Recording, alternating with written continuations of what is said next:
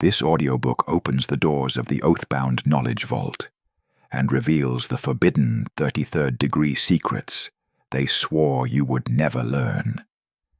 As you listen, you'll discover how hidden symbols have been shaping your reality since the moment you were born.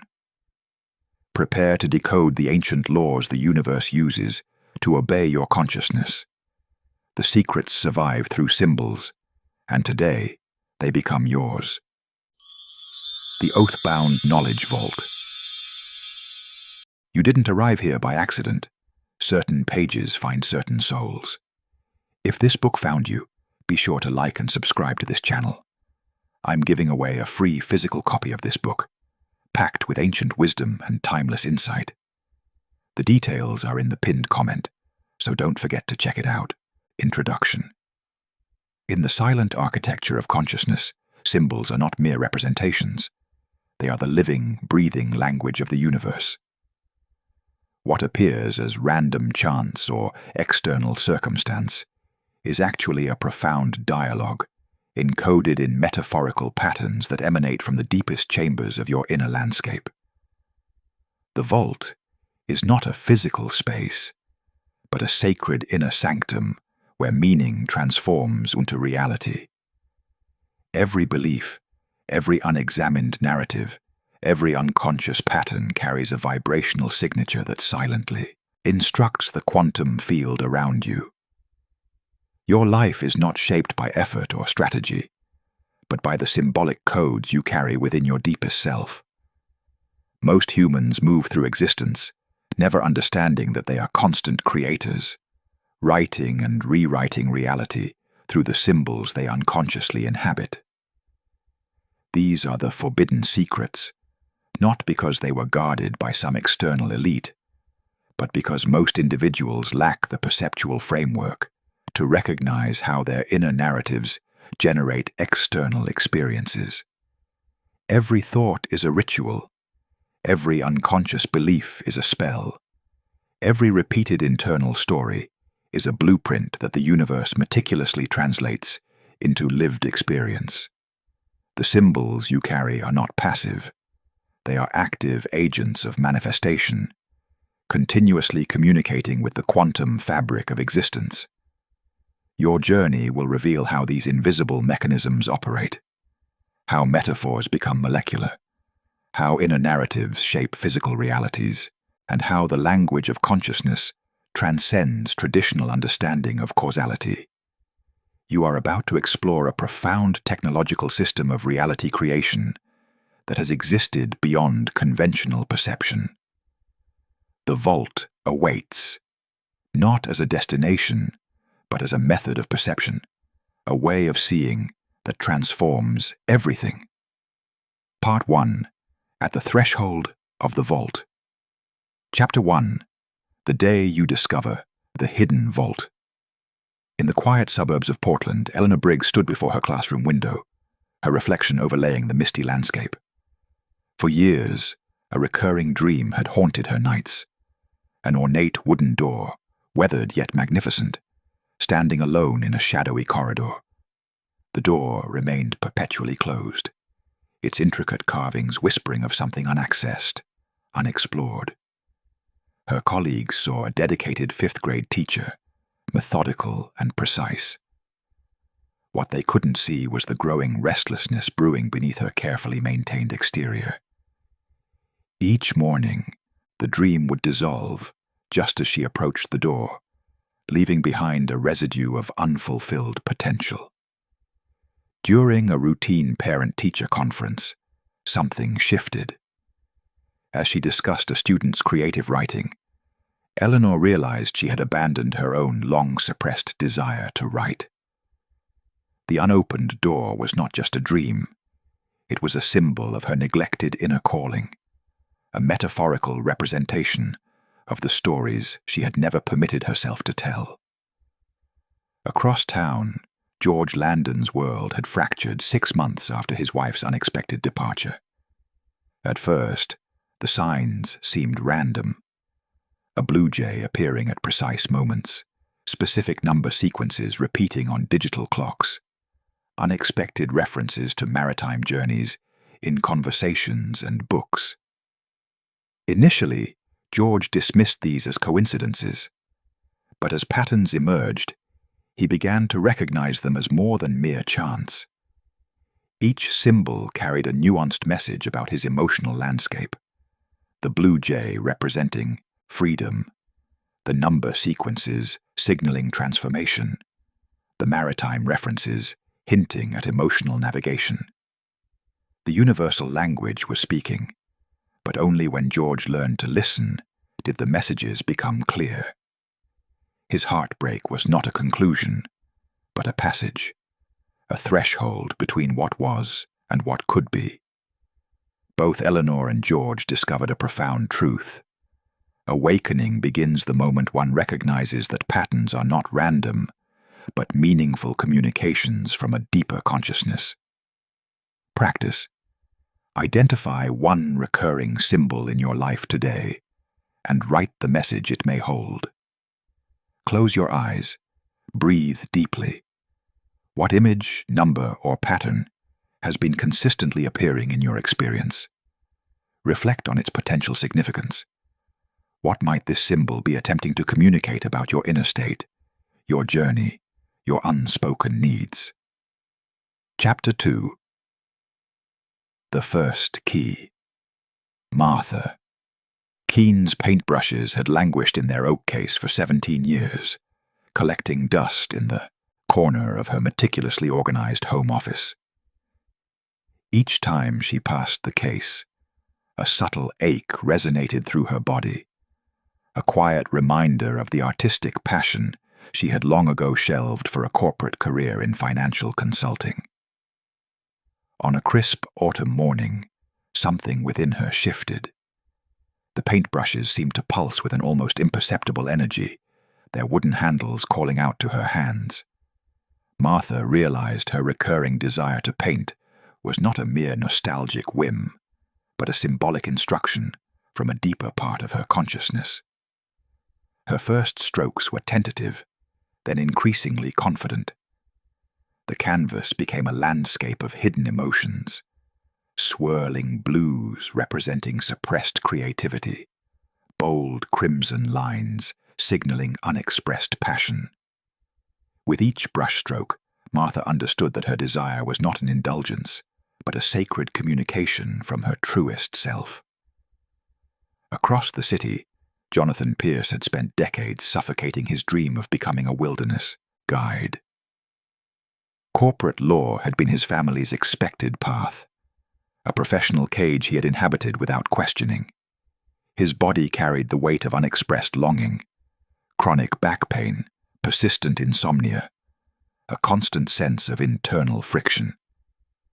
During a mandatory corporate retreat, Jonathan found himself inexplicably drawn to the mountain landscape surrounding the conference center. The wilderness spoke a language his rational mind had forgotten. Each pine tree, each rocky outcrop, seemed to whisper about freedom, about returning to one's essential nature. Jonathan's suppressed desire was not a random impulse, but a blueprint of his potential transformation. By acknowledging the symbolic meaning behind his persistent wilderness fantasies, he began to understand that his soul was requesting liberation. Within months, Jonathan transitioned from corporate law to leading wilderness expeditions, his body unburdening itself of years of accumulated tension. The stagnation that had defined his previous existence began to dissolve, replaced by a profound sense of alignment. Martha and Jonathan represented a universal truth. Desire is never arbitrary. It is a divine signal, an encoded message from the deepest regions of human potential. Each longing carries symbolic instructions about one's next evolutionary step. Practice. Choose one desire and treat it as a sacred decree rather than a wish. Close your eyes and connect with that desire. What is it truly communicating about your potential? What transformation is it inviting you to embrace? Listen beyond the surface-level want and hear the deeper symbolic instruction embedded within your longing. Chapter 3. The Silent Oath of Your Beliefs. Clara Winslow stood before the bathroom mirror, her reflection a haunting echo of her mother's critical gaze. The words tumbling from her lips were painfully familiar, a litany of self-criticism that had been passed down through generations like a toxic inheritance. "You're not good enough," she heard herself say, the exact phrase her mother had repeated throughout Clara's childhood. Her inner dialogue was a precise replica of the critical voice that had shaped her earliest understanding of self-worth.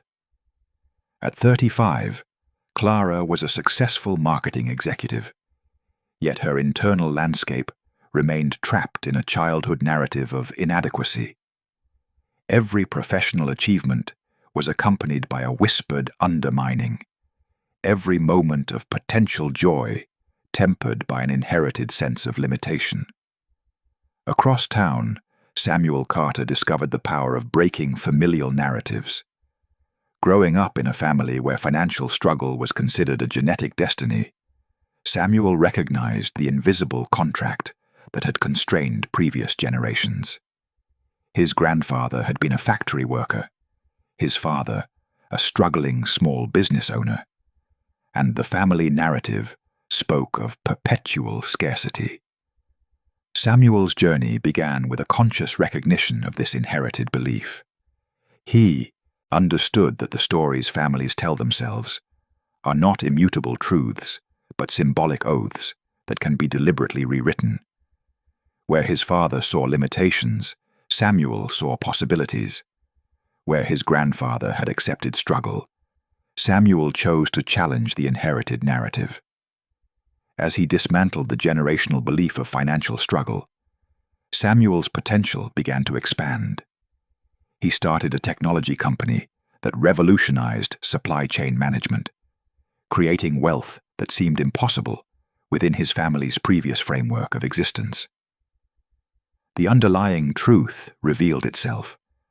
Beliefs are not passive experiences, but active contracts that silently shape human destiny. These symbolic oaths operate beneath conscious awareness, programming life experiences through unexamined inherited narratives. Clara's journey of recognition began with a simple yet profound awareness. Her self-talk was not her own. It was a borrowed script, a generational pattern waiting to be interrupted.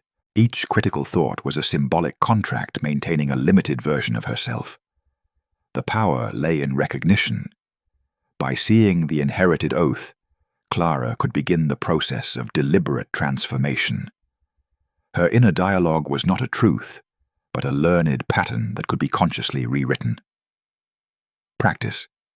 Write down one limiting oath you inherited and revoke it aloud.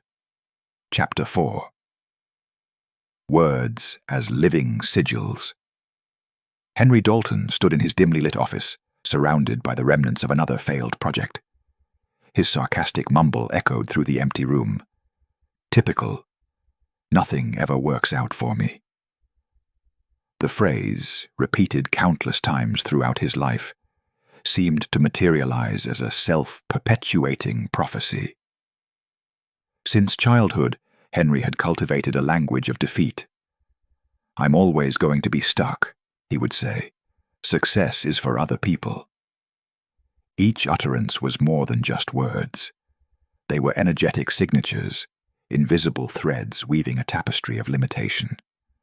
Across the city, Ruth Mariner understood something profound about language. She recognized words as more than mere communication. They were sigils, magical symbols that shaped reality. Where Henry saw words as descriptions, Ruth saw them as declarations, each spoken phrase a potential blueprint for experience. Ruth had once been trapped in her own narrative of struggle. Her vocabulary was once filled with phrases of victimhood. "I can't. It's too hard. I'll never." But she discovered these were not descriptions of reality, but invocations, spells that manifested exactly what they proclaimed. Gradually, she began replacing her language. "I can't," transformed into "I'm learning."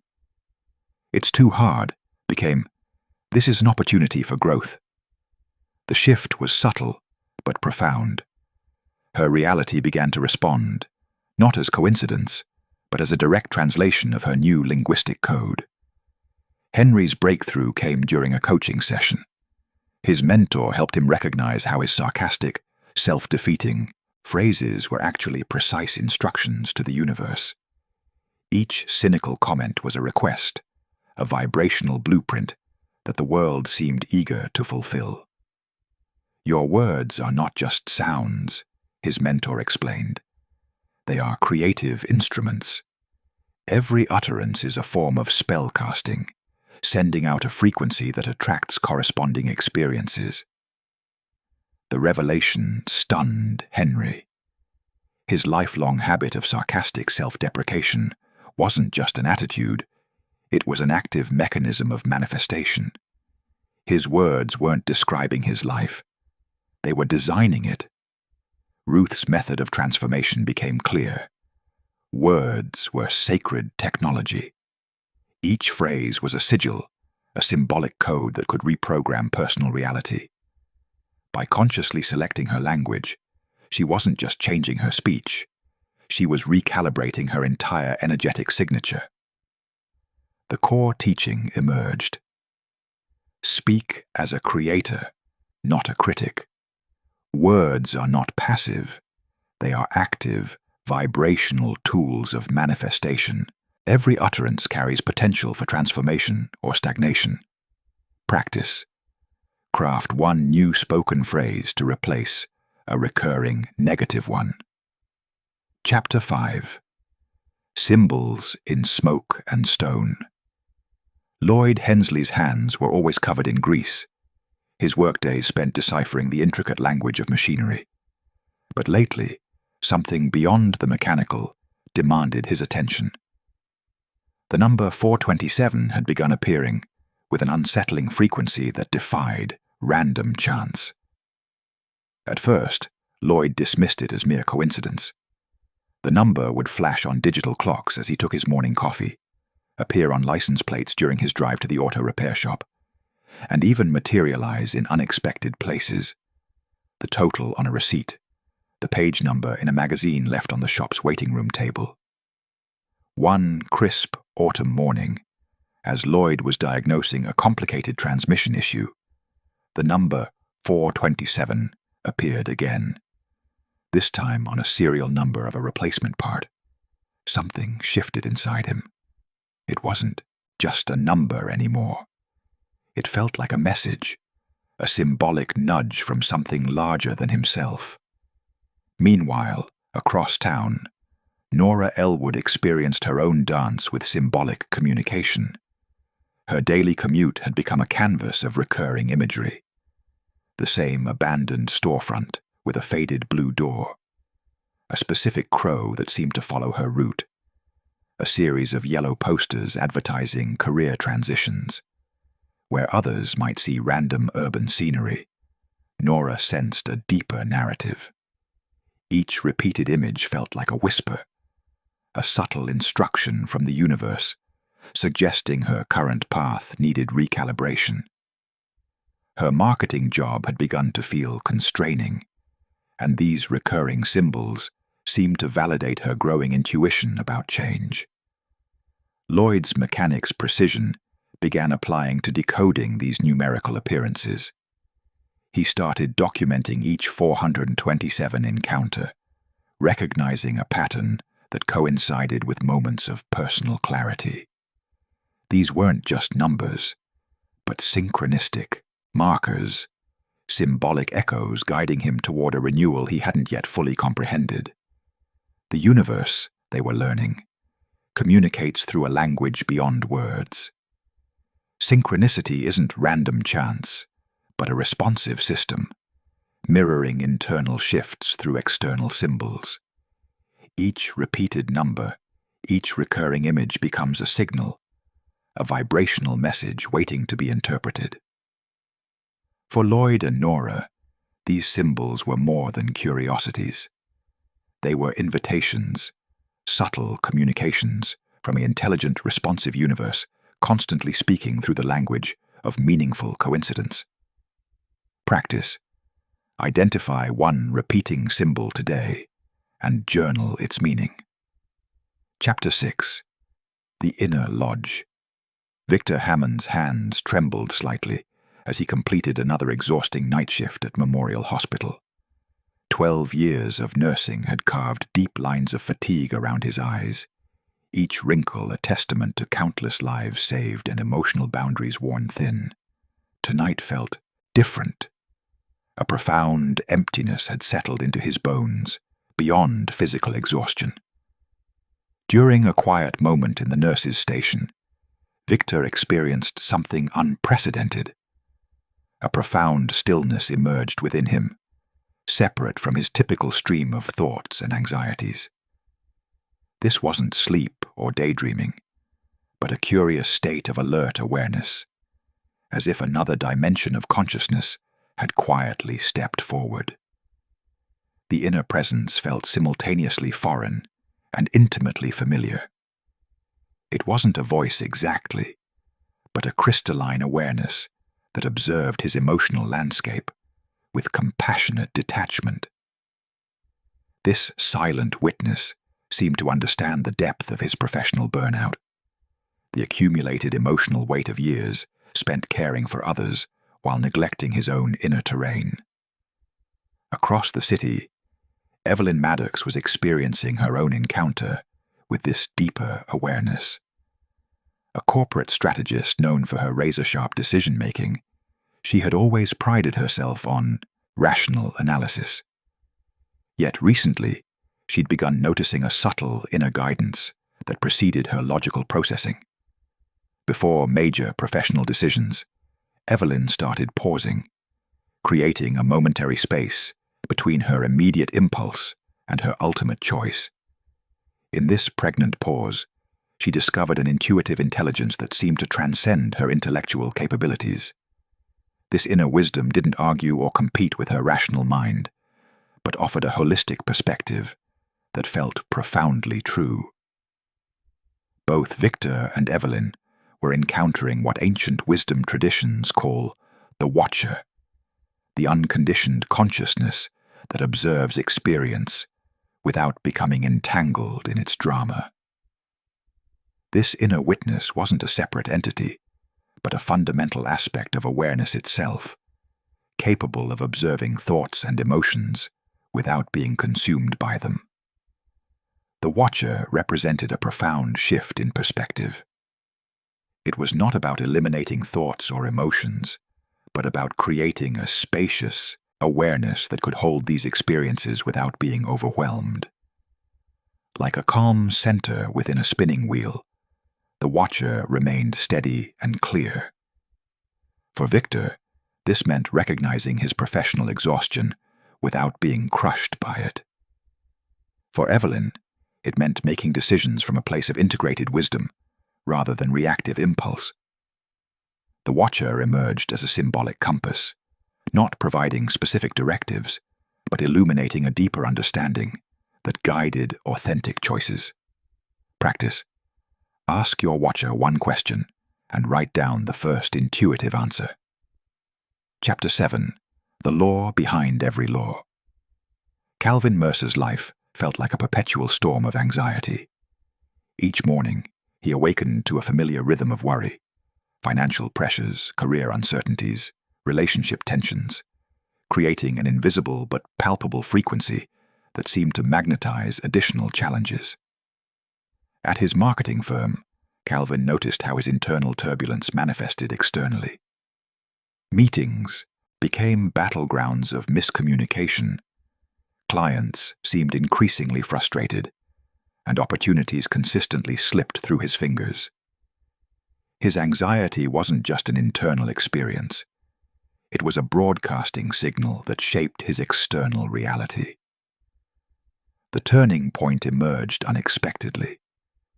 During a particularly stressful week, Calvin encountered an old colleague who spoke about emotional resonance, how internal states create external experiences. Something in those words struck a different chord within him. Gradually, Calvin began experimenting with his emotional frequency. Instead of spiraling into worst-case scenarios, he practiced holding a different energetic state. He visualized successful outcomes, breathed more deliberately, and consciously chose thoughts of possibility rather than limitation.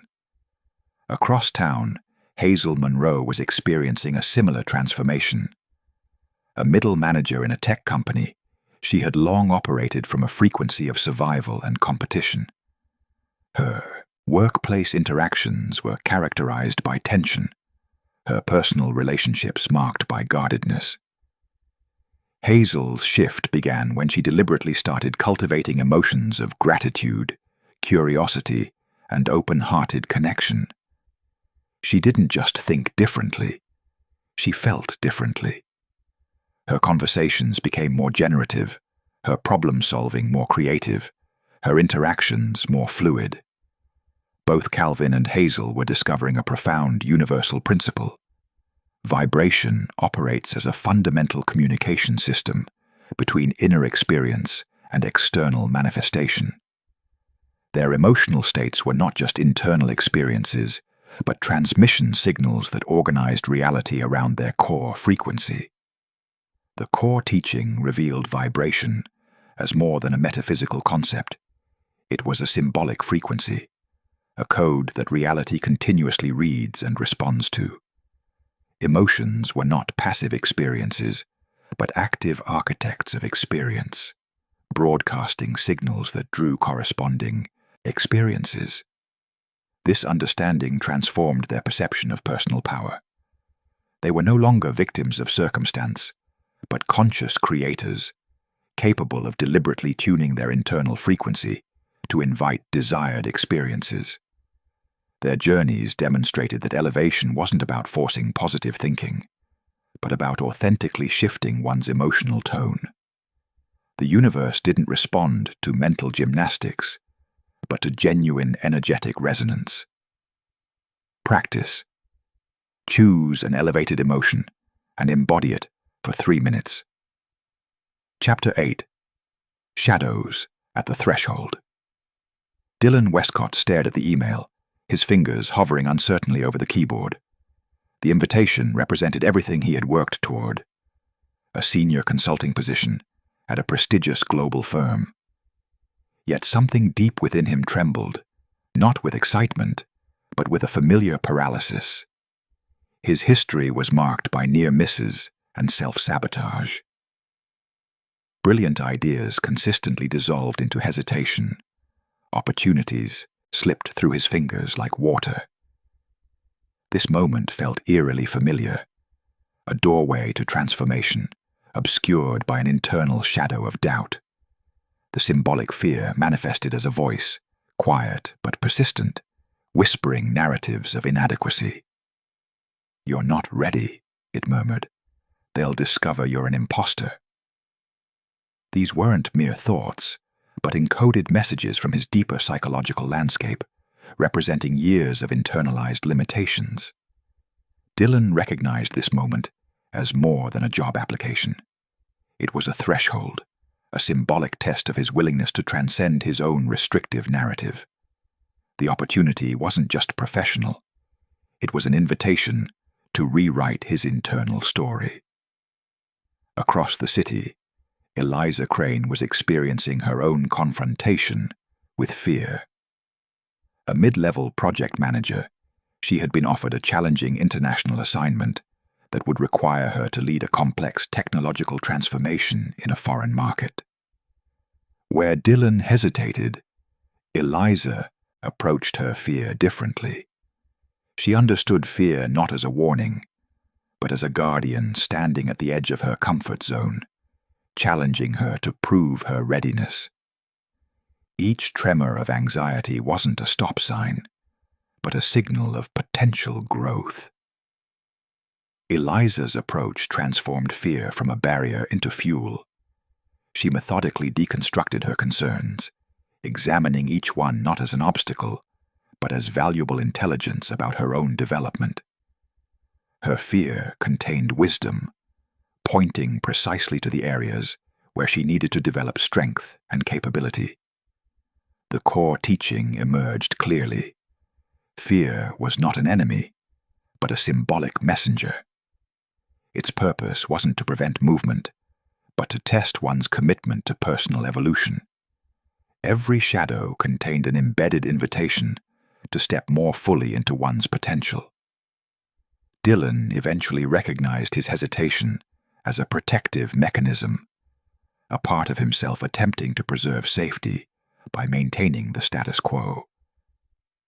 By understanding this, he could negotiate with his fear, acknowledging its protective intent while simultaneously choosing expansion. Both Dylan and Eliza were learning that fear was a sophisticated internal navigation system. It didn't aim to block progress, but to ensure that progression happened with conscious awareness and genuine preparedness. Their journeys illuminated a profound truth. Transformation requires moving toward, not away from, the very experiences that provoke fear. Each hesitation contained a hidden blueprint for growth, waiting to be decoded and understood. Practice. Name one fear and reinterpret it as a threshold instead of a warning. Chapter 9. The Circle of Agreement. Walter Briggs stood at the edge of his weekly poker night, scanning the familiar faces around the table. These men, his friends for over 2 decades, represented more than just a social circle. They were a living mirror of his own stagnation, a human landscape that reflected his deepest resistance to change. Each man nursed his beer with practiced routine. Tom complaining about his job, Richard rehashing old high school stories, Michael making the same jokes he'd been telling since their 30s. Walter suddenly saw them not as companions, but as living symbols of comfort zones, calcified dreams that never transformed. The environment of relationships, he was learning, was never neutral. Every conversation, every repeated interaction, was encoding a narrative into his nervous system. These men weren't just friends. They were architects of his limited perception, unconsciously reinforcing a version of himself that had stopped growing years ago. Jeanette Hollis understood this principle intuitively. After recognizing her social circle was dragging her emotional frequency down, she had methodically curated her relationships. She sought out individuals who challenged her thinking, who spoke about possibilities rather than limitations. Her world expanded not through grand gestures, but through strategic shifts in her symbolic environment. The core teaching emerged with crystalline clarity. Your relationships are not random connections, but deliberate expressions of your internal state. Every person you allow into your immediate sphere broadcasts a frequency, sending silent messages about what is possible, permissible, and probable in your life. Walter realized his friend group wasn't just a social habit. It was a living, breathing representation of his unconscious beliefs. Their collective energy of resignation was a powerful force maintaining his current reality, creating an invisible barrier against genuine transformation. The interpretation was stark and unavoidable. You must consciously design your relational environment. Your closest connections are not mere social accessories, but powerful symbolic technologies that either expand or contract your sense of potential. As the night progressed, Walter listened differently. He heard not just words, but the underlying vibration, the unspoken agreements that kept them all locked in a shared narrative of mediocrity. Practice. Change one element of your environment to match your future identity. Chapter 10. Sealing the First Pact with the Universe. Margaret Vale stood at the window of her small accounting firm, her reflection overlaid against the grey Chicago skyline. For 20 years, she had suffocated her true passion, documentary filmmaking, beneath spreadsheets and quarterly reports. The camera she once cherished now collected dust in her closet, a silent testament to abandoned dreams. That morning, something shifted. During a routine budget review, Margaret felt a sudden, profound clarity. Her hands trembled as she wrote a declaration in her leather-bound journal. I promise to honor my creative calling. I am a storyteller, not just a number compiler. The moment she wrote those words, something in the universe seemed to stir. Within hours, an unexpected email arrived from a film festival. She had submitted a dormant documentary project 2 years ago. They wanted to review her work again. Harold Shea understood this principle of intentional pacting. A high school science teacher with a hidden manuscript, he had long suppressed his writing aspirations. One crisp autumn evening, Harold stood in his study and spoke directly to the invisible currents of possibility. I declare my commitment to becoming a published author. This is my sacred contract with my potential. The core teaching emerged with profound simplicity. Intentions are not mere wishes, but deliberate symbolic contracts with the universe. They are precise vibrational instructions that realign the invisible mechanisms of opportunity. Margaret began to experience a cascade of synchronicities. An old journalism contact reached out unexpectedly. A filmmaker she had once admired became connected through a mutual friend. Each interaction felt like a thread being rewoven into her original dream's tapestry. For Harold, the response was equally immediate. A writing workshop invitation appeared in his inbox. A publisher who had previously rejected his manuscript suddenly requested a meeting. The universe was responding to his intentional declaration with surprising precision. The interpretation was clear. Conscious intention is a powerful symbolic technology. When you make a genuine, unequivocal pact with your deeper purpose, reality begins to reconfigure itself around that commitment. Margaret understood now that her previous years weren't wasted. They were preparation. Her accounting skills would help her produce documentaries with financial acumen. Harold recognized that his years of teaching had given him profound human insights for his writing. Their stories revealed a universal principle. Sacred pacts are not about grand gestures, but about honest, committed alignment with one's authentic path. Practice. Declare one intention aloud as a sacred pact with the universe. Part 2. Walking the Inner Temple. Chapter 11. Reading the Script of Your Days. In the quiet workshop behind his antique store, Howard Pickett's hands moved with practiced precision, but his spirit felt anything but synchronized. Each clock he repaired seemed to mock his internal state, mechanisms working perfectly externally, while something remained fundamentally misaligned within. For months, Howard had been experiencing a series of inexplicable interruptions. Deliveries would arrive damaged. Clients would cancel appointments at the last moment. Equipment would mysteriously malfunction, just as he began a delicate repair. What appeared as external chaos was, in fact, a symbolic language his deeper self was attempting to communicate. The clocks surrounding him, vintage grandfather clocks, delicate mantelpieces, intricate pocket watches, became mirrors reflecting his inner landscape. Each disruption was not random chance, but a message waiting to be decoded. Howard realized his repeated frustrations were manifestations of an unresolved internal tension, a resistance to some deeper truth about his life's direction. Daisy Rutledge understood this principle of symbolic interpretation with remarkable clarity. A librarian in her mid-40s, she had begun noticing patterns in her daily experiences. Where others might see coincidence, Daisy recognized communication.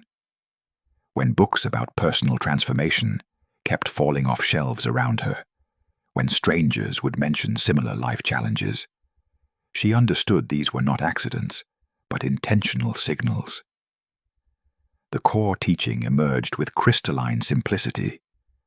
Daily experiences are not random events, but a sophisticated symbolic text, constantly communicating with those willing to listen. Each interruption, each seemingly mundane occurrence, carried vibrational information about one's internal state. Howard's breakthrough came during a particularly frustrating week.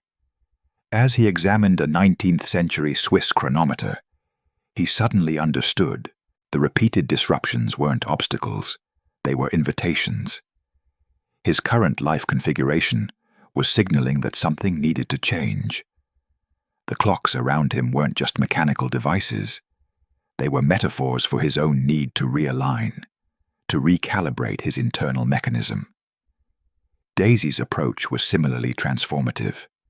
She began documenting her daily experiences, tracing the subtle threads of meaning. A missed bus, an unexpected conversation, a book that seemed to fall open to exactly the right page. All became part of a larger narrative she was learning to read. The universal principle crystallized. Your external reality is a precise reflection of your internal vibration, not as punishment or reward, but as a constant, compassionate communication system designed to guide you toward alignment. Howard started to see his workshop differently. Each clock became a teacher, each repair a meditation on personal restoration. Daisy recognized that her library was more than a collection of books. It was a living system of knowledge constantly speaking to those who would listen. Practice. Identify one recurring experience today and interpret its meaning. Chapter 12. The Second Key. Chester Wainwright stood before his studio's expansive window, paintbrush suspended between reality and possibility. His canvases were not mere artistic expressions, but prophetic landscapes, intricate blueprints of potential futures waiting to be summoned into existence.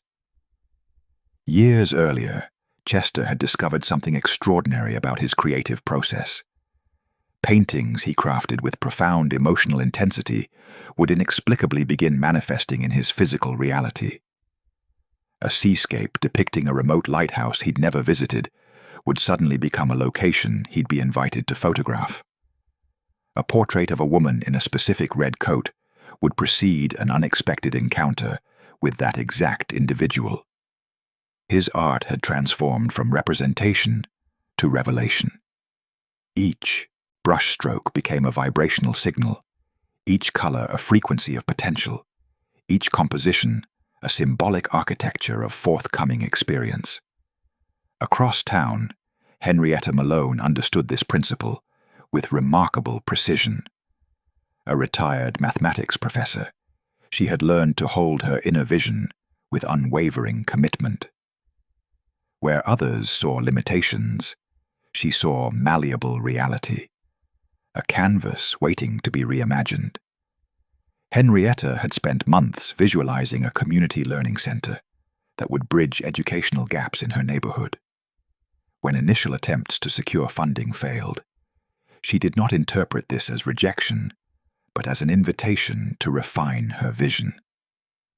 She continued to see the center in her mind's eye with such vivid detail that the boundaries between imagination and physical reality began to blur. The universal principle emerged with elegant simplicity. Imagination is not a passive daydream, but an active, creative force. It is the primary language through which consciousness communicates with physical reality. What appears in the inner landscape inevitably seeks expression in the external world. Chester's paintings became increasingly deliberate. He wasn't just creating art. He was drafting potential realities. Each canvas was a negotiation with possibility, each image a symbolic contract with the universe. His imagination was no longer a recreational activity, but a sacred technological instrument for manifesting transformation. Henrietta's persistence demonstrated another crucial aspect of this principle. Imagination requires not just vision, but unwavering belief.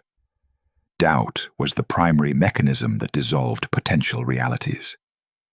By maintaining her inner vision with mathematical precision, tracking its details, feeling its emotional texture, she was actively writing her desired reality into existence. The artist and the professor represented different approaches to the same fundamental truth. Imagination is the primary creative mechanism of consciousness. It is not about wishful thinking, but about precise, emotionally charged visualization that resonates at the frequency of the desired outcome. Chester and Henrietta understood that reality is not a fixed construct, but a fluid medium, constantly being shaped by conscious intention. Their lives had become living demonstrations that imagination is the sacred blueprint from which physical experience emerges. Practice. Visualize your fulfilled desire as if it is happening now. Chapter 13. Time as Veil Not Chain. Eugene Barrow understood time differently after his transformative experience. As a project manager for a large architectural firm, he had always believed progress followed a linear trajectory: milestones, deadlines, sequential steps. But something shifted when he realized time was more fluid than rigid. For years, Eugene had been developing an innovative urban redesign proposal.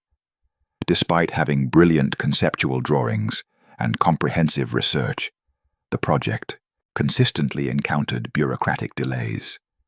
Funding committees would postpone meetings, city councils would defer decisions, and potential investors would mysteriously vanish. His initial approach was to work harder, create more detailed presentations, follow up more persistently. But each additional effort seemed to push the project further away from manifestation. The more he chased, the more resistance he encountered. Then Eugene began to experiment with his internal state.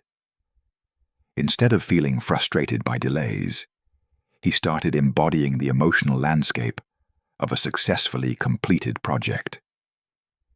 He would sit in his office and vividly imagine the moment of project approval, feeling the expansive joy of implementation, experiencing the gratitude of municipal leaders. Remarkably, as his internal state transformed, external circumstances began to shift. Meetings that were perpetually postponed suddenly materialized. Decision-makers who had been unavailable now sought him out. The very bureaucratic machinery that had previously seemed impenetrable now moved with surprising fluidity. Across the city, Opal Merritt was navigating a similar revelation. A talented musician who had long dreamed of recording an album, she had spent years preparing, practicing, waiting for the right moment. Her approach had always been one of anticipation, gathering equipment, refining skills, hoping for an external signal that it was time to begin. But after understanding the principle of living from the end, Opal changed her entire approach. She started behaving as though her album was already a completed reality. She spoke about her music in the present tense, created social media profiles as an established recording artist, and most importantly, she felt the internal state of artistic fulfillment. Her energy transformed. Instead of waiting to be discovered, she became discoverable. Connections emerged organically. A small independent label reached out, not because of extensive networking, but because her vibrational state had shifted so completely that opportunity was drawn to her. both Eugene and Opal discovered a profound truth. Manifestation exists outside traditional time constructs. Time was not a linear progression, but a symbolic landscape that responded to internal emotional states. Waiting was an illusion, a self-imposed barrier preventing the very experiences being desired. Their experiences illuminated a universal principle. Consciousness creates reality, and time is a malleable medium shaped by internal frequency. Practice. Shift from waiting for to living from for 1 minute. Chapter 14. The Alchemy of Emotion. Leonard Briggs stood in his workshop, surrounded by gleaming metal sheets and intricate tools. As a master metalworker, he understood transformation at its most fundamental level. Yet his greatest lesson would come not from the forge, but from understanding the inner fires that shaped his reality. For years, Leonard had approached life with a rigid precision that mirrored his metalworking craft. Each project was methodical, controlled, perfectly executed. But beneath the surface, a turbulent emotional landscape churned. Disappointment from unfulfilled dreams, anger from past rejections, a simmering frustration that seemed to permeate every aspect of his existence. His metalwork, once celebrated for its technical brilliance, had begun to lose its soul. Commissions became scarce. Clients sensed something missing, an energetic flatness that no technical skill could compensate for. One evening, as Leonard worked on a particularly challenging commissioned sculpture, he experienced a profound revelation. The metal seemed to resist his usual precise manipulations. Each hammer strike felt heavy, each bend forced and unnatural. And then, unexpectedly, he recognized a startling parallel. His emotional state was literally shaping the metal before him. His inner turbulence was manifesting physically. The anger, the disappointment, the unexpressed pain, all of these were being encoded into the very material he was attempting to transform. Across town, Ruthie Caldwell was undergoing her own alchemical journey. A community college administrator, she had long carried a deep resentment toward her ex-partner, who had abandoned her years ago. This resentment had become a constant companion, coloring her interactions, limiting her potential for connection and joy. Ruthie's transformation began when she realized resentment was not a punishment for her ex, but a poison she herself was consuming. Slowly, deliberately, she began to transmute her emotional landscape. Each moment of anger became an opportunity for gratitude. Gratitude for the lessons learned, for her own resilience, for the freedom that came from releasing old narratives. Leonard and Ruthie were discovering the same fundamental truth.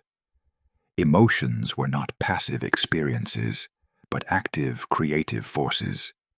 They were symbolic alchemists, capable of transmuting internal lead into gold. For Leonard, this meant learning to infuse his metalwork with intention and emotional clarity. His sculptures began to carry a different energy, no longer just technically perfect, but spiritually resonant. Clients started noticing something extraordinary, something that went beyond mere craftsmanship. Ruthie found her professional and personal life expanding. As she released resentment, opportunities emerged. Her work became more inspired, her relationships more authentic. The core teaching revealed itself with crystalline clarity. Emotional refinement was the true alchemy. Not suppression, not denial, but conscious transformation. Practice. Transform one heavy emotion into a lighter one through breath. Chapter 15. Invisible Rituals. Milton Avery understood the invisible architecture of transformation long before he recognized it consciously.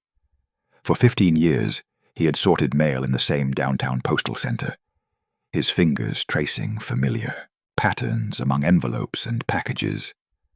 What appeared to be monotonous work was actually a hidden laboratory of symbolic encoding.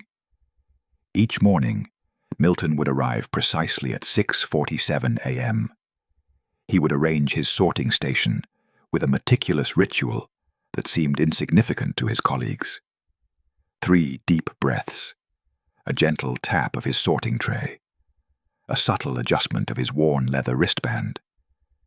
These micro-movements were more than mere habits. They were carefully constructed symbolic gestures that quietly reshaped his internal landscape. Across town, Cornelia Tate understood a similar principle. A high school guidance counselor, she had developed a precise nightly ritual that transformed her relationship with possibility. After her evening shower, she would stand before her bedroom mirror, light a small white candle, and speak 3 intentional statements about her future. I am open to unexpected guidance. My path reveals itself with grace. I trust the unfolding of my journey. These weren't just words. They were living sigils, carefully constructed symbolic instructions that her deeper consciousness would gradually internalize and manifest. Milton's transformation began subtly. His postal sorting, once a task of pure mechanical repetition, became an act of profound intention. He started visualizing each letter's potential journey, imagining the connections and stories contained within the simple act of delivery. His colleagues noticed a shift, a certain magnetism, an almost supernatural efficiency that seemed to emerge from nowhere. Cornelia's ritual produced similar results. Opportunities began appearing with increasing frequency. Synchronicities multiplied.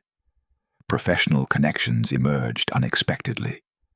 Her students sensed a different quality in her guidance, less procedural, more intuitive. The universal principle revealed itself through their experiences. Repetition was not just action, but a form of symbolic programming. Each repeated gesture, each intentional movement, each ritualistic breath was a form of communication with the deeper intelligence that orchestrates reality. Small acts, performed with consistency and consciousness, could create enormous symbolic shifts. They were like quiet incantations, gradually rewriting the internal script that determined external experience. Practice. Commit to one small symbolic act for 3 days. Chapter 16. Testing the law in the outer world. Clifford Doyle had always been a skeptic with a playful streak. A retired mathematics professor, he approached the concept of symbolic manifestation with the same analytical curiosity he once applied to complex equations. Where others might approach mysterious universal principles with reverence, Clifford saw an opportunity for systematic investigation. His first experiment was deliberately modest. He decided to test the boundaries of intentional manifestation by choosing a specific, unlikely sign. A blue feather with a slightly frayed edge. Not just any blue feather, but one that would appear in an unexpected context. Each morning, Clifford would sit in his sunroom, sipping Earl Grey tea, and visualize the feather with precise mathematical clarity. He didn't plead or wish. He simply held the image with calm, detached expectation. His scientific mind treated this as a controlled experiment, meticulously documenting each day's observations. 1 week into his experiment, Clifford encountered Edna Calloway at the local community center. Edna, a retired librarian with sparkling eyes and an unconventional approach to life's mysteries, was conducting her own exploration of symbolic manifestation. It's not about forcing, Edna would explain to anyone who would listen. It's about creating a resonant space where your chosen sign can naturally emerge. Her current experiment involved manifesting a specific type of vintage postcard, a 1930s landscape featuring a distant lighthouse. She described her approach not as demanding, but as a form of gentle invitation to the universe. Clifford listened with professional skepticism, yet something in her calm certainty intrigued him. Their conversations became a playful exchange of manifestation strategies, each approaching the invisible laws with their unique temperament. Days passed. Clifford continued his blue feather visualization, maintaining a balance between focused intention and detached observation. He understood that desperation would only create resistance, while clinical curiosity might unlock unexpected pathways. Then, on an ordinary Tuesday afternoon, something remarkable happened.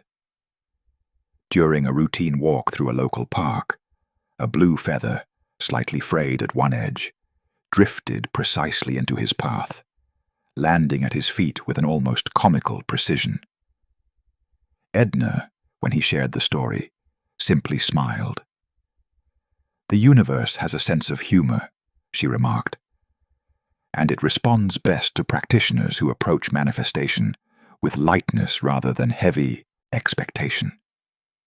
Their experiences revealed a profound teaching. Manifestation was less about forceful demand and more about creating a receptive internal state. Experimentation wasn't just a method. It was a way of building profound, embodied belief. Practice. Choose one small sign to manifest within 48 hours. Chapter 17. Ancestral Seals and Inherited Stories. Martin Ellsworth stood before the worn family photograph, his fingers tracing the edges of a memory that felt more like a burden than a treasure. The sepia-toned image captured generations of stern-faced ancestors, their expressions a testament to a legacy of silent struggle and unspoken limitations. As a corporate lawyer in Chicago, Martin had built a successful career by following the unwritten rules passed down through his family. Caution, restraint, never risk more than you can afford to lose. These were the invisible threads that had woven through his lineage for generations. His grandfather had been a bank clerk who never ventured beyond his small hometown. His father, a mid-level accountant who prided himself on stability, had taught Martin that dreams were luxuries reserved for the reckless. "Security is wealth," he would repeat, a mantra that had become Martin's unconscious blueprint. But something was shifting. Recent conversations with a family therapist had begun to illuminate the patterns that had silently governed his existence. Martin realized his fear of taking bold risks wasn't just a personal trait. It was an inherited script, a symbolic lineage that had been passed down like a genetic inheritance. Across town, Beatrice Hollings was engaged in her own process of ancestral rewriting. A genealogist by profession, she understood family narratives as living, malleable stories rather than fixed histories. Her research had revealed generations of women who had been told to diminish themselves, to prioritize others' needs above their own. Beatrice had watched her mother and grandmother navigate life with a sense of apology, their potential consistently muted by generations of limiting beliefs. But she was determined to break the cycle.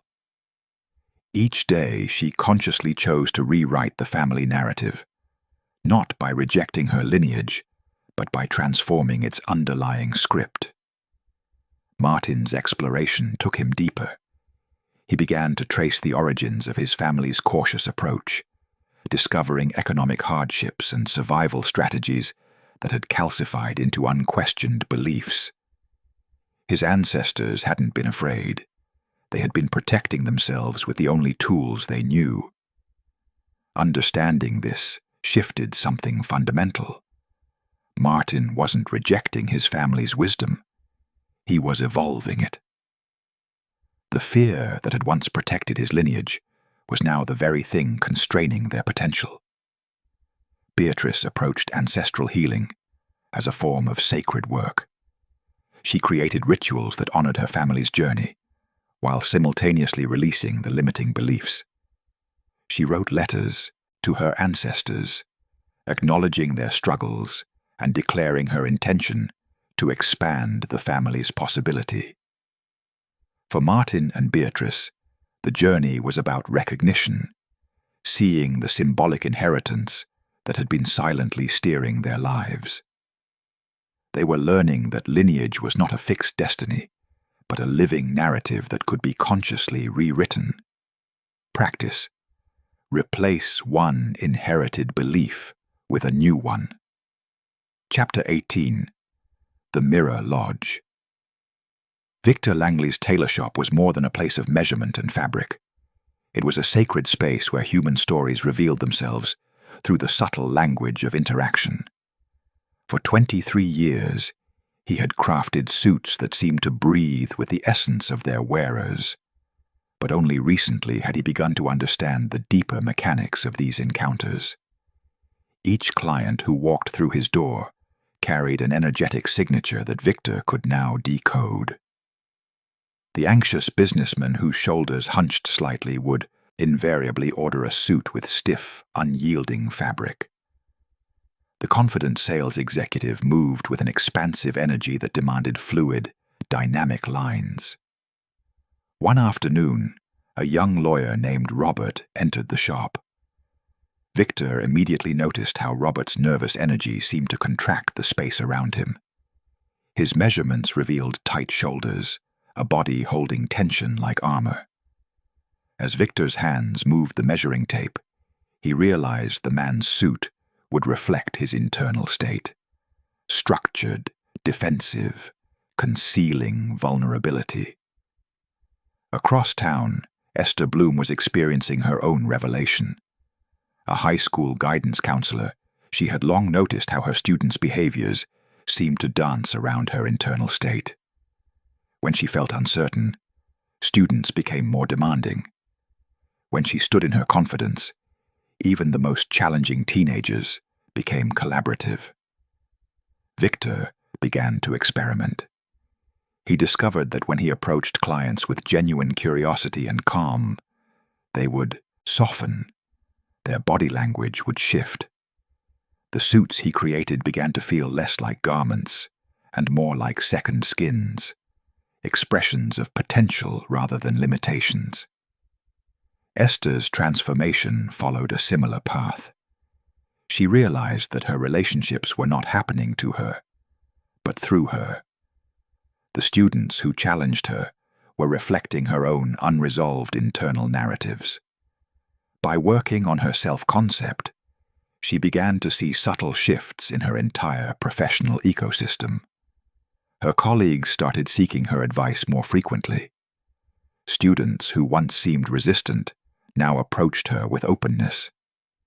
The external world was responding to her internal recalibration, not as a magical trick, but as a fundamental law of relational dynamics. Victor understood that each interaction was a mirror, revealing the symbols and beliefs he carried internally. A client's hesitation, a moment of connection, the fabric's drape, all were messages waiting to be decoded. As the day concluded, Victor stood in his shop, surrounded by half-finished suits and rolls of fabric. He understood now that relationships were never about the other person. They were always about the self, the inner symbols one carried, the beliefs one projected. Practice. Identify one relationship and the belief it reflects. Chapter 19. Currency of the Hidden Temple. Harlan Cook's small hardware store stood as a testament to quiet generosity. For decades he had watched the rhythms of his small Midwestern town, understanding something most missed: the profound interconnectedness of giving and receiving. When Michael Thompson, a young father who had recently lost his job, came looking for repair tools, Harlan saw beyond the immediate transaction. Instead of charging full price, he selected a carefully curated set of tools and offered them at a fraction of the cost. "Consider this an investment," he told Michael, whose eyes filled with unexpected emotion. What Harlan understood was that generosity was not about monetary exchange, but about recognizing the invisible threads connecting human experiences. Each act of giving created subtle vibrations that expanded far beyond the immediate moment. Georgia Lanehart discovered a similar principle in her work as a community nurse. Where others saw routine healthcare, she recognized opportunities for profound connection. When elderly patients struggled with medical expenses, she would help them navigate support systems, compile paperwork, and sometimes quietly cover small costs from her own pocket. Her colleagues initially viewed her approach as impractical, but Georgia understood that gratitude was an energy, not a transaction. By consistently approaching her work with genuine appreciation for her patients, her colleagues, even the challenging moments, she noticed something remarkable happening around her.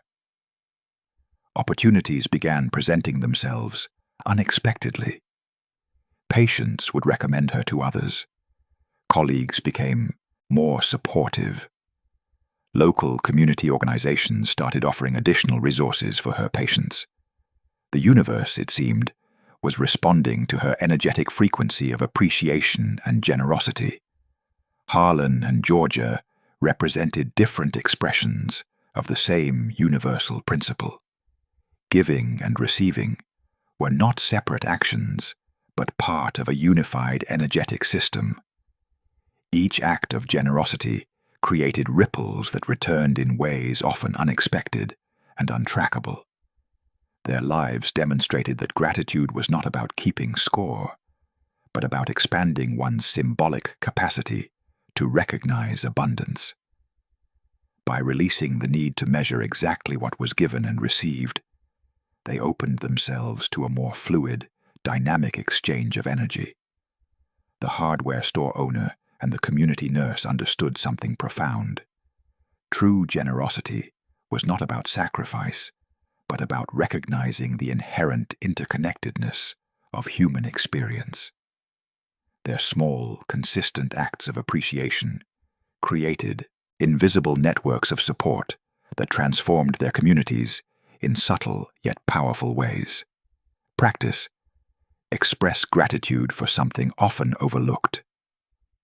Chapter 20. Guarding the Gate in a Noisy World. Frederick Lowell understood noise. Not just the audible kind that invaded his small accounting firm, but the mental cacophony that constantly threatened to derail his focus. As a financial consultant working in downtown Chicago, he was perpetually surrounded by distractions, phone calls, emails, colleague chatter, and the persistent hum of digital notifications. One particularly chaotic morning, Frederick realized something profound. Most of these interruptions were not merely external sounds, but symbolic invasions of his mental territory. Each notification, each unexpected conversation, each random thought was a potential breach in his concentration's protective boundary. He began experimenting. First, he established strict digital boundaries. Email checks became scheduled, not constant. Social media was relegated to specific time slots. Phone notifications were systematically turned off, one by one. What emerged was not silence, but a carefully curated mental environment. Lucille Porter, a freelance graphic designer, approached distraction differently. Her studio was a testament to intentional curation. Every item, every connection, every influence was deliberately chosen. She understood that her creative output was directly proportional to the quality of her mental inputs. Lucille's workspace reflected her internal philosophy. Inspirational books replaced random magazines. Motivational podcasts replaced background television noise. Her social circle became a carefully selected network of ambitious, supportive creators. She wasn't isolating herself. She was creating a symbolic filter that allowed only enriching energies to penetrate her consciousness. Frederick and Lucille represented two approaches to the same fundamental principle.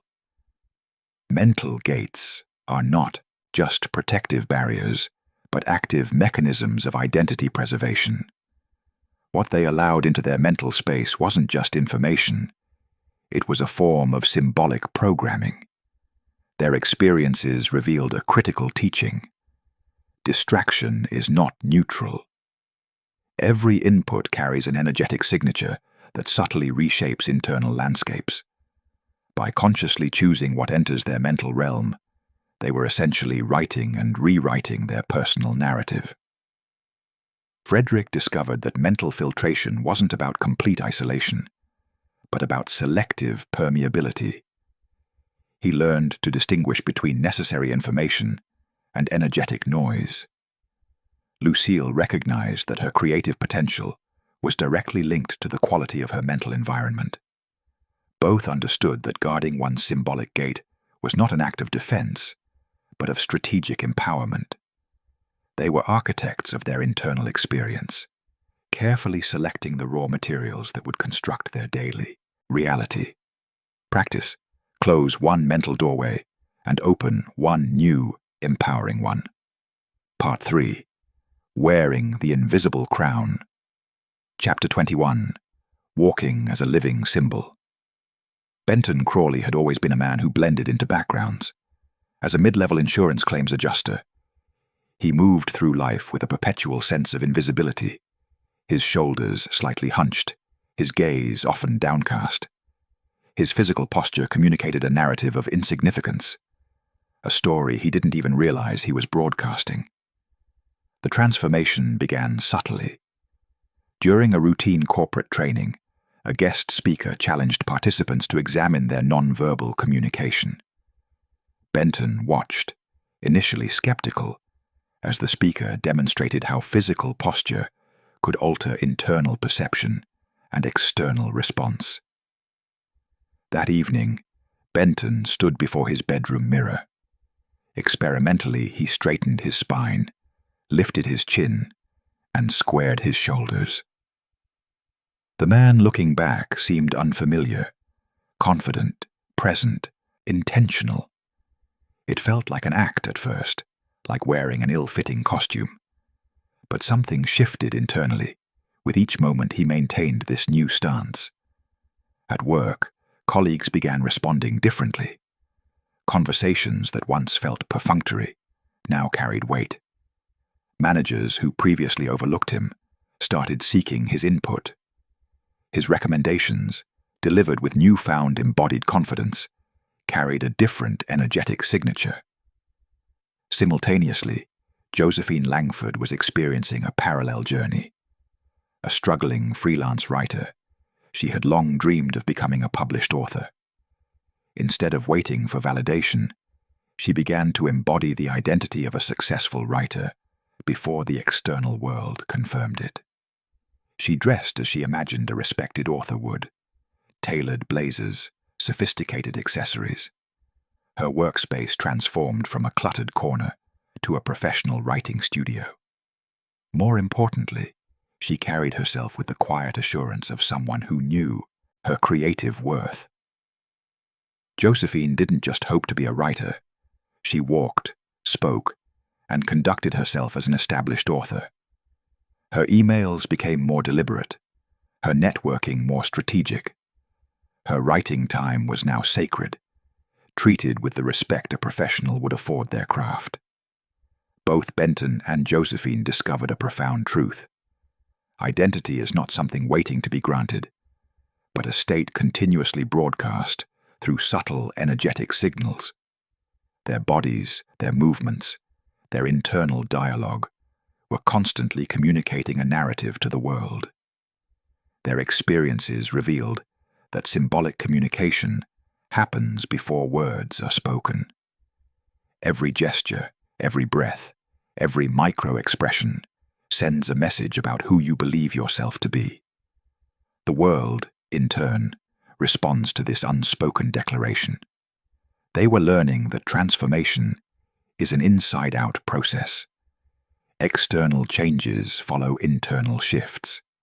By altering their inner posture, physically and metaphorically, they were rewriting their personal mythology. Practice. Embody your highest posture for 5 minutes. Chapter 22. The third key. Gideon Mercer stood at the crossroads of transformation, his life previously defined by careful calculations and conservative choices. A mid-level manager at a regional manufacturing company, he had always believed success was something that happened to other people, until he understood the power of assumption. The shift began subtly. During a weekend retreat focused on personal development, Gideon learned about the profound difference between hoping and knowing. Hoping implied uncertainty. Knowing carried the weight of inevitability. He began to experiment with this principle, first internally, then gradually in his external world. At work, Gideon started assuming promotions and opportunities were already his. He didn't fantasize or daydream, he simply knew. His conversations carried a different energy. When discussing projects, he spoke as though success was a foregone conclusion.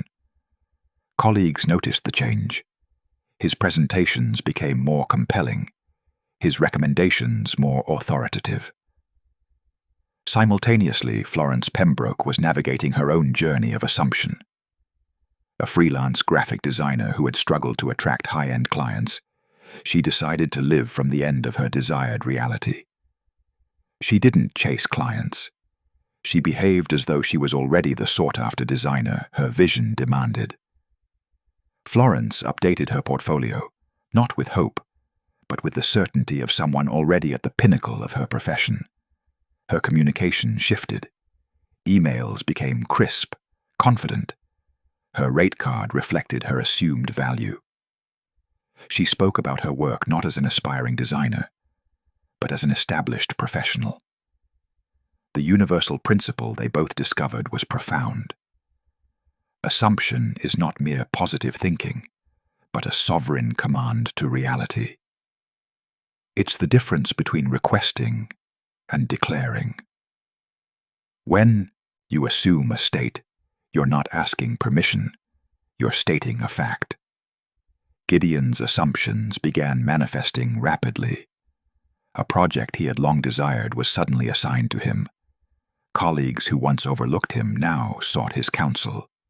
The promotion he had quietly assumed began taking shape, not through manipulation, but through the energetic alignment of his inner state. Florence experienced similar transformations.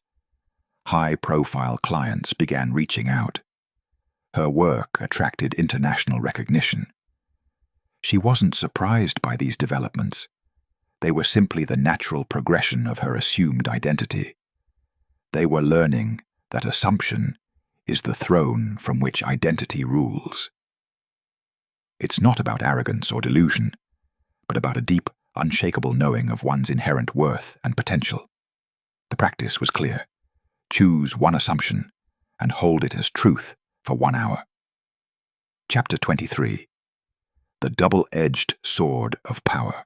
Roland Ames had always considered himself a rational man, a systems analyst who prided himself on logical thinking. Yet beneath his carefully constructed exterior, his thoughts ran wild like untamed horses, each one galloping in a different direction, leaving destruction in their wake. The first significant disruption came during a critical project presentation. Roland's lingering doubts about his team's capabilities, his unspoken frustrations with a colleague's perceived incompetence, and his subconscious fears of failure began manifesting in subtle but destructive ways. His internal narrative of skepticism leaked into his communication, creating tension and confusion. The presentation derailed not because of technical inadequacies, but because Roland's uncontrolled mental landscape had created an energetic interference. Teammates sensed his underlying tension. Clients picked up on his unspoken reservations. What should have been a straightforward proposal became a labyrinth of miscommunication and missed opportunities. It was during a subsequent coaching session that Roland began to understand the profound responsibility of mental energy. Each thought was not just a fleeting impression, but a creative force with tangible consequences. His thoughts were not passive observations, but active architects of his reality. Across the city, Evelyn Sparrow embodied a different approach. A holistic wellness coach, she understood intention as a sacred craft. Her thoughts were deliberately cultivated, each one selected with the precision of a master gardener, choosing seeds. She didn't merely think, she consciously created. When Evelyn approached a new client or designed a wellness program, her intentions were crystal clear. She didn't allow random doubts or fears to contaminate her mental space. Each thought was an intentional brushstroke, contributing to a larger, harmonious design. Roland observed how her clients seemed to transform more rapidly, how her professional environment felt more aligned and generative. The difference was not in talent or technique, but in the quality of mental management. The core teaching emerged with stark clarity. Power must be wielded consciously. Thoughts were not casual occurrences, but potent instruments of creation. Like a skilled musician understanding every note's impact, or a surgeon knowing the significance of each precise movement, one must approach mental energy with reverence and skill. Mastery, Roland realized, was not about suppressing thoughts, but about cultivating them with integrity. It required constant, compassionate awareness. Each thought needed to be examined, not with judgment, but with discernment. Evelyn's approach demonstrated that intention was more than a strategy. It was a form of spiritual hygiene. By choosing thoughts carefully, she wasn't just managing her professional landscape, but nurturing her inner ecosystem. The invitation was clear. Refine one intention with clarity and kindness. Chapter 24. Collapsing Old Temples. Homer Kincaid stood at the edge of his meticulously maintained property, watching as the old wooden workshop, a relic from his father's era, began to slowly collapse. The structure had stood for decades, a monument to generational expectations and inherited limitations. Each creaking board seemed to whisper stories of unfulfilled potential and suppressed dreams. For years, Homer had been the dutiful son, the reliable businessman who maintained every family tradition. He ran the local hardware store exactly as his father and grandfather had, down to the same inventory systems and conservative approach to commerce. The workshop represented more than just a building. It was a physical manifestation of an identity he had outgrown. The wooden beams buckled. Weathered planks shifted and groaned, revealing decades of compromise and unspoken yearnings. Homer watched without moving, understanding viscerally that something profound was happening beyond mere physical decay. His journey of transformation had been gradual. Small shifts accumulated. Conversations with younger entrepreneurs, exposure to innovative business models, a growing sense that his inherited path no longer fit his true potential. The workshop's collapse was simply the external representation of an internal revolution. Nearby, Louisa Crane observed her own symbolic dissolution. A long-time school administrator who had defined herself exclusively through her bureaucratic role, she was systematically dismantling the professional identity that no longer served her. Where once she saw herself as a rule enforcer, she now envisioned herself as an educational innovator. The core teaching emerged with crystalline clarity. Old symbolic identities must be released to make space for authentic becoming. Just as Homer's workshop could not sustain itself against time's inevitable pressure, personal identities that no longer align with one's core truth will inevitably deconstruct. Louisa had watched her old, professional persona crumble, much like Homer's workshop, revealing a more vibrant, purposeful version of herself beneath. She was shedding accumulated expectations, administrative constraints, and limiting self-perceptions. Their parallel journeys illustrated a universal principle: collapse precedes creation. The dismantling of outdated structures, whether physical buildings or psychological constructs, creates the necessary space for emergence. As dust settled around the fallen workshop, Homer felt a surprising lightness. The collapse was not a loss, but a liberation. Each falling timber represented another layer of inherited limitation dropping away. The invitation crystallized: name and release, one outdated identity.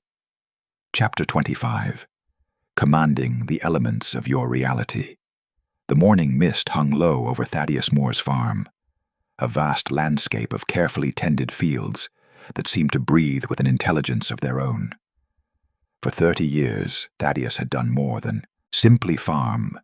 He had conducted an intricate dance of inner alignment that transformed agricultural labor into a spiritual practice.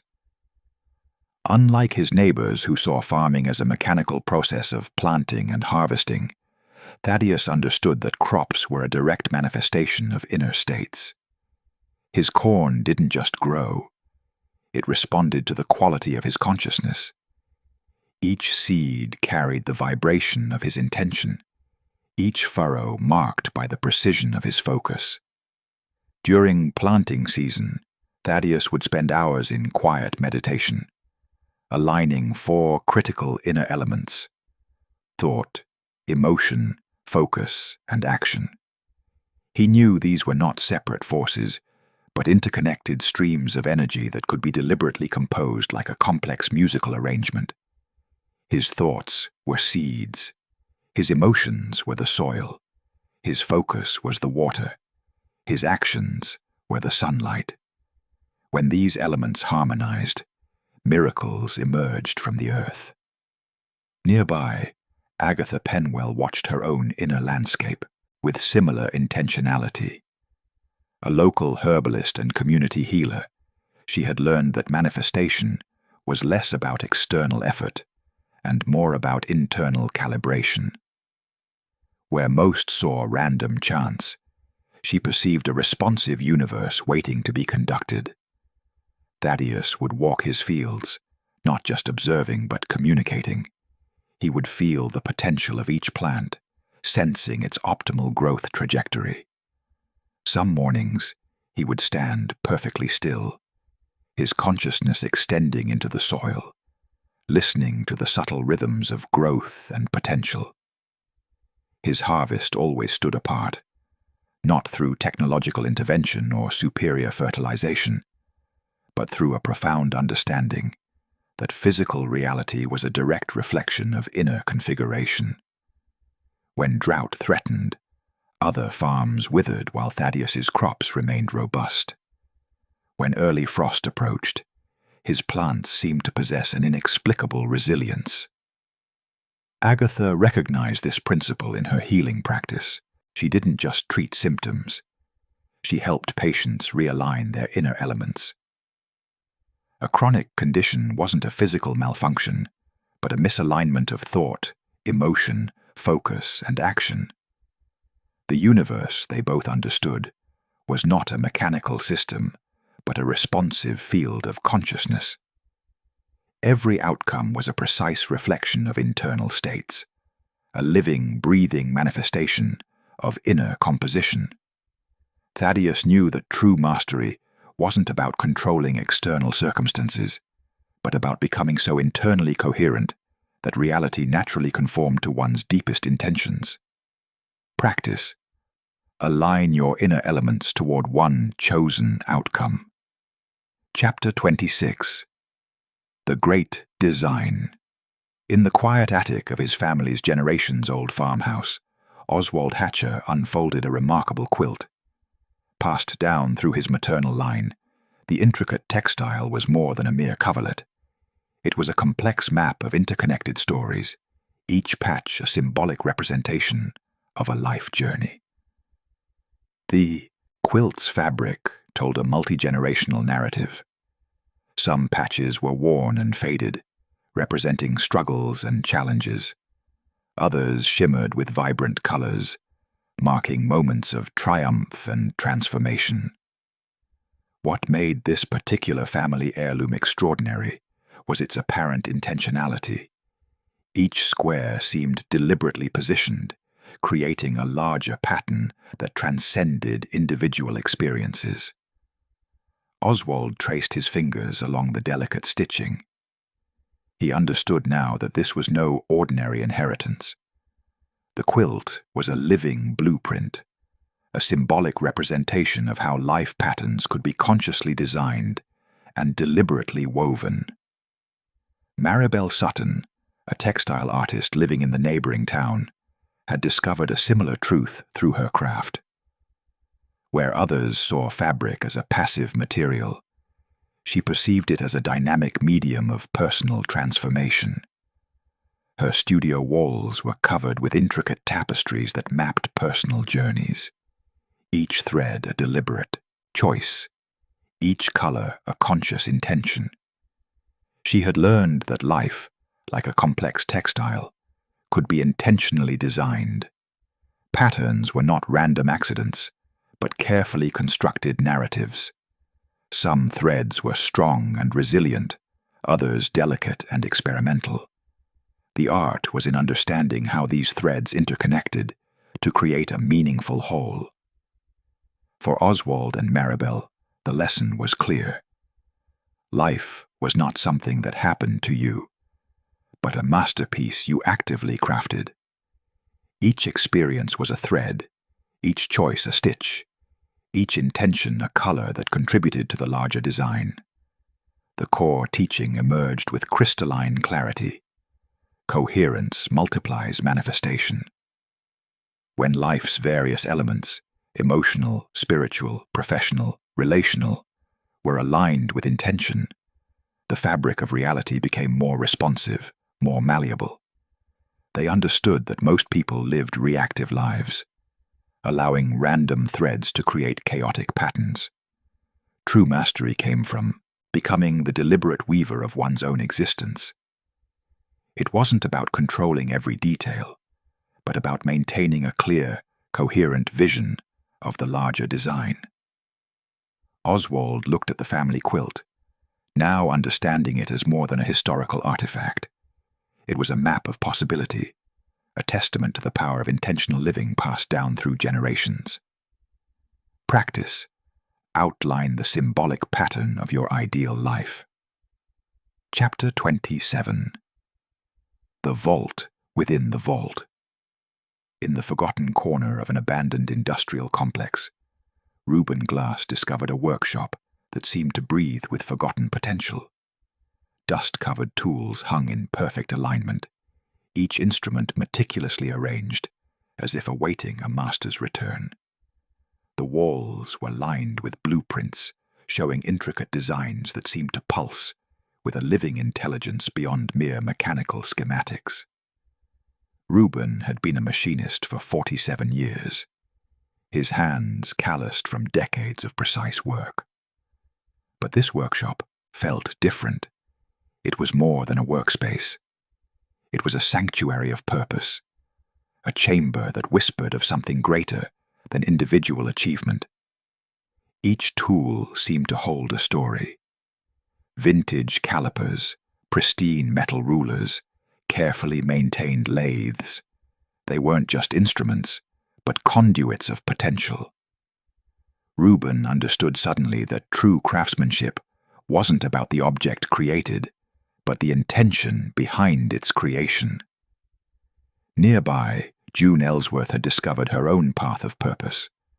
A retired nurse who now volunteered at community centers, she had learned that service was not about grand gestures, but consistent, intentional acts of compassion. Her small contributions, teaching reading to immigrants, helping elderly neighbors with errands, created ripples of transformation far beyond her immediate actions. When June helped Miguel, a struggling immigrant, learn English and navigate job applications, she wasn't just assisting one person.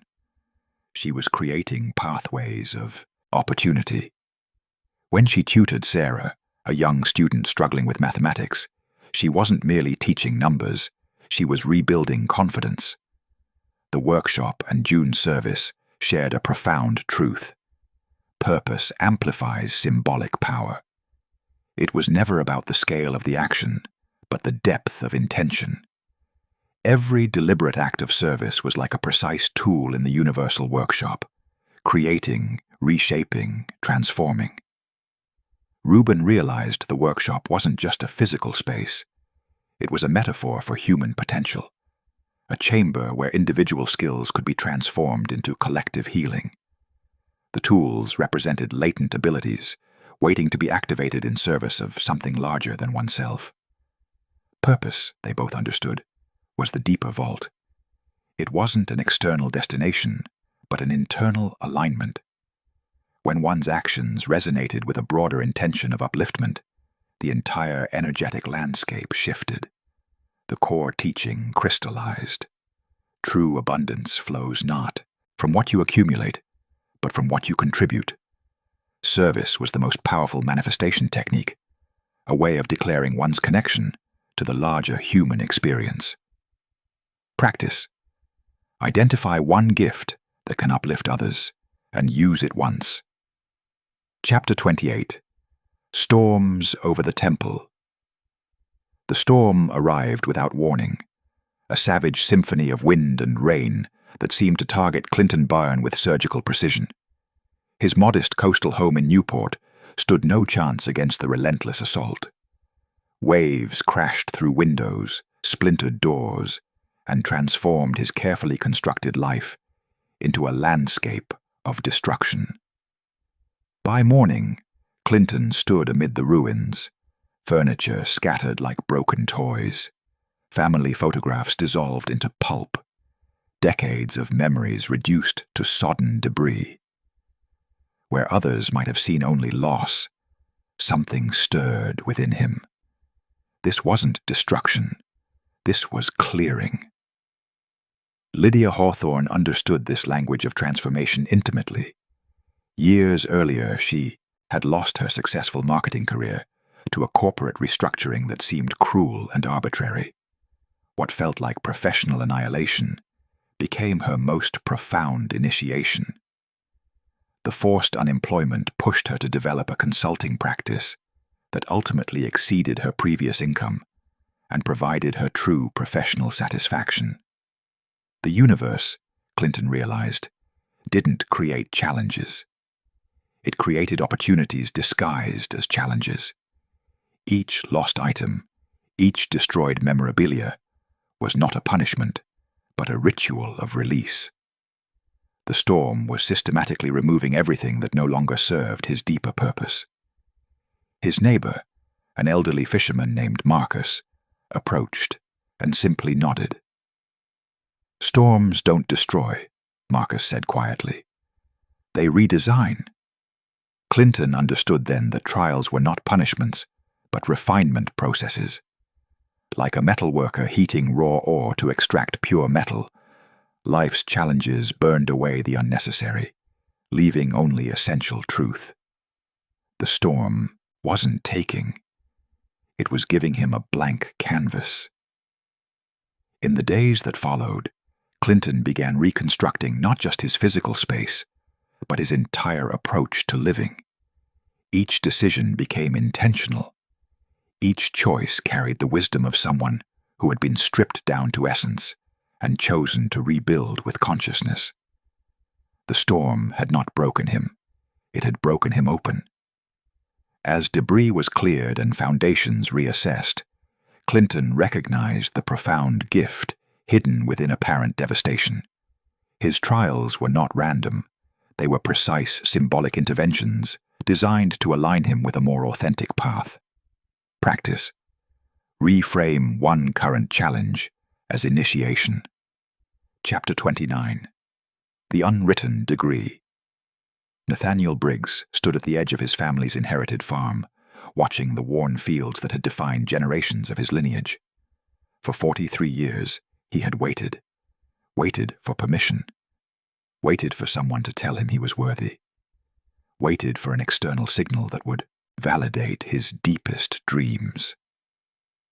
The agricultural college degree tucked away in his desk drawer had gathered dust, much like his aspirations.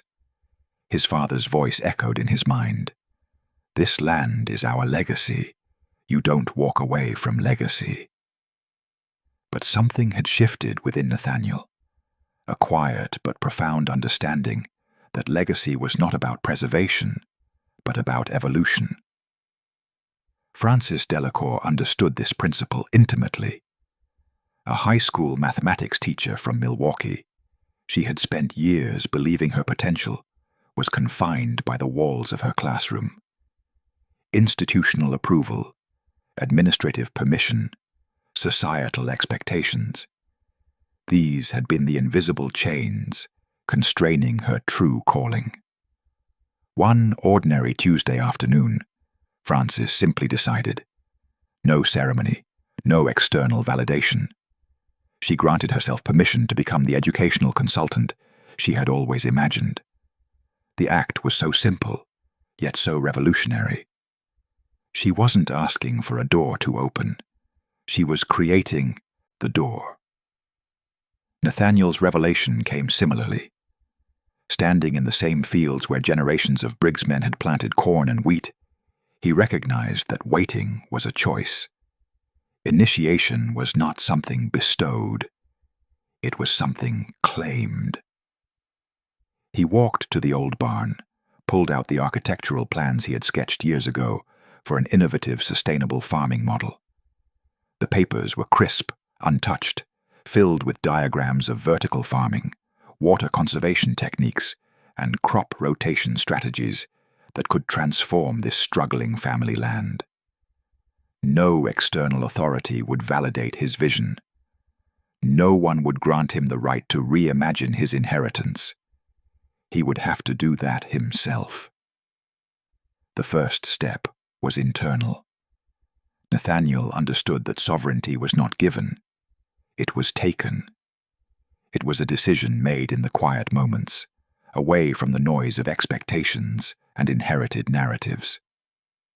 He spread the architectural plans across the workbench, smoothing out the creases. This was not just a plan for a farm. This was a blueprint for his own transformation. Each line represented a boundary he was choosing to cross, each diagram a testament to his capacity to initiate change. The land would change. He would change. And the change would begin right here, in this moment of quiet declaration. Practice. Declare yourself the initiator of your destiny. Chapter 30. Secrets. Survive. Symbols. Everett Price had always been a collector of knowledge. His study was lined with leather-bound books, ancient manuscripts, and scholarly journals, a testament to decades of intellectual pursuit. Yet for all his reading, something fundamental had eluded him. It was during a routine morning walk that the revelation struck. The cracked sidewalk near his neighborhood park wasn't just concrete, it was a symbol. The way the fractures spread, interconnected yet seemingly random, mirrored the hidden patterns of his own life's journey. Everett realized that wisdom wasn't found in the pages of books, but in the living, breathing symbols that surrounded him daily. Martha Llewellyn understood this principle intimately. A former corporate executive who had felt trapped in a life that no longer resonated, she began to pay attention to the symbols that populated her existence. The wilting houseplant in her living room wasn't just a neglected decoration. It was a reflection of her own stifled potential. The cluttered desk, the unused gym membership, the half-finished paintings, each was a symbol speaking a deeper truth. Where Everett saw intellectual patterns, Martha saw transformative potential. She began deliberately changing the symbols around her. The wilting plant was replaced with a vibrant, thriving succulent. Clutter was methodically cleared, creating space both physically and metaphorically. Old clothes that represented her previous corporate identity were donated, making way for attire that reflected her emerging authentic self. The symbols were not mere decorative choices. They were deliberate declarations of transformation. Everett's research took on a new dimension. He began to see that ancient wisdom wasn't locked away in obscure texts, but encoded in the most mundane of experiences. The way a leaf fell, the pattern of morning shadows, the rhythm of a distant conversation, all carried messages far more profound than any written word. Martha's transformation was gradual but unmistakable. As she changed her external symbols, her internal landscape shifted. The hesitant corporate executive became a confident life coach, helping others decode the symbolic language of their own lives. Both Everett and Martha had discovered a fundamental truth. Symbols are not passive representations, but active creators of reality. They are the language through which the universe communicates, the blueprint through which potential becomes manifestation. Practice. Choose one symbol to represent your new identity and use it daily. Conclusion.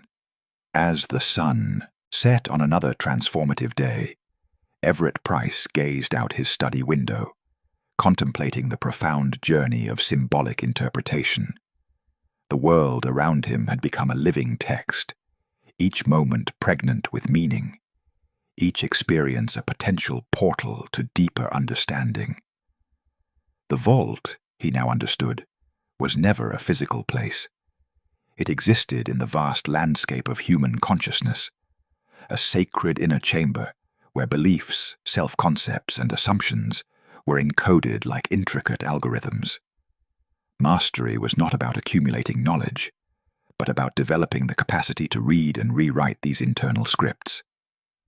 Martha Llewellyn's journey paralleled this revelation. Her transformation had been more than a personal metamorphosis. It was a testament to the living, breathing nature of symbols. Each deliberate change in her external world had corresponded to a fundamental shift in her internal narrative. Somewhere between the intellectual pursuit of understanding and the intuitive art of transformation lay the true power of symbolic interpretation.